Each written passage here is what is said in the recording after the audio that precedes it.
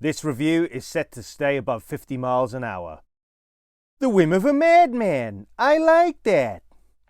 Welcome back to my channel, viewers and subscribers. Hope you enjoyed my awful Dennis Hopper impression there. Today we're going to talk about Speed, the movie starring Keanu Reeves and Sandra Bullock, and of course Dennis Hopper, and why I think we should have an action figure line and a bus on the shelf. So Speed opens with Dennis Hopper's bomb expert rigging an elevator full of people to basically, explode potentially unless he's paid a sum of $3 million.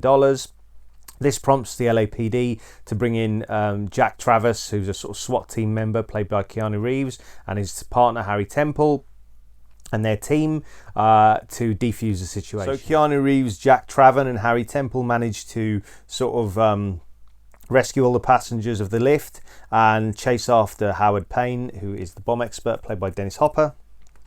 Howard Payne, however, makes good an escape in an explosion, and it looks like that's the end of that. But of course this scenario in the elevator is simply to set up the main part of the story, which begins to unfold next, when the next day Jack Traven is sort of having breakfast after being awarded a kind of honours, for saving all the people and things, along with his partner.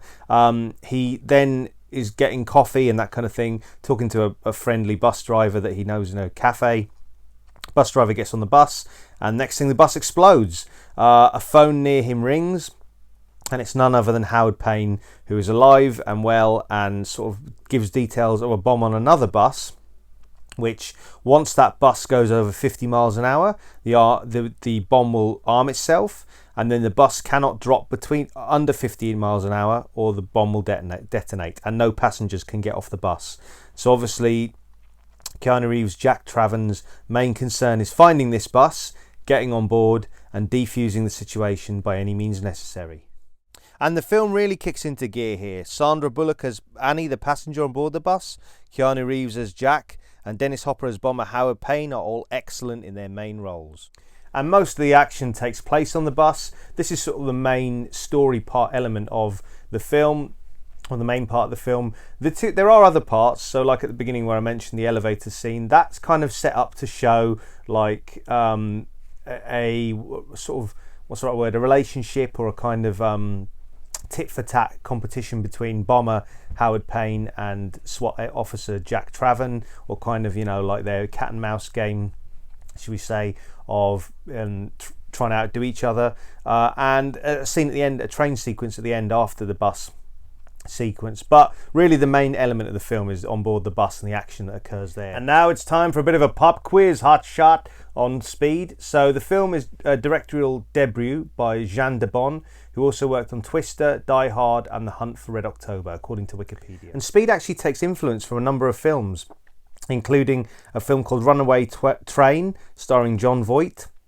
Silver Streak and The Bullet Train, which is a Japanese film. Now in the Speed film we know, there's a sequence where Jack Traven gets the bus to the airport, and they get it moving in circles, and that's simply so that they can loop a bit of film footage to be able to get passengers off the bus. Spoiler, I'm sure everyone's seen it, but that's a spoiler. So there's a sequence like that. Now originally, in the original scripts of Speed, according to Wikipedia, the original film was much more like that. So it was much more like a sequence of going around, and it was actually some kind of stadium, sports stadium, I think a baseball stadium or something, where they had the bus going around in circles and eventually crashing into the Hollywood sign.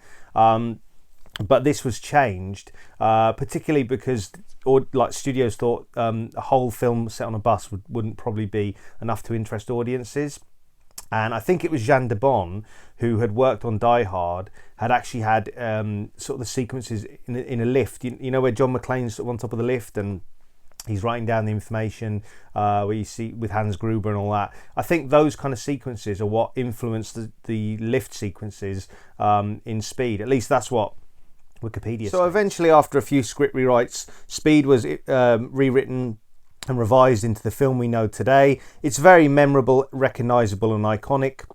And I've always thought there should be some form of merchandise around Speed, perhaps a computer game, but that's not what we're here to talk about today. Let's talk about an action figure line that could go along with this great movie. Detective Jack Traven, Harry Temple, Bus Passenger Annie and Bomber Howard Payne would all make excellent additions to a Speed action figure line.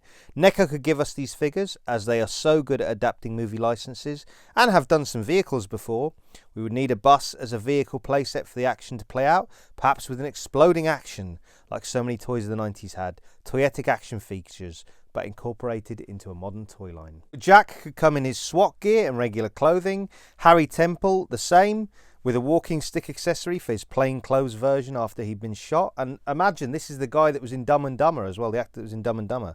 And Bomber Howard Payne could come in 3 versions: elevator maintenance gear, regular clothing and police uniform. Some of the passengers could come with the bus vehicle if the sky was the limit. So that's my take on Speed. If you like this video, please like, comment, subscribe. It all helps the channel. And until next time, make sure you enjoy those flicks and figs.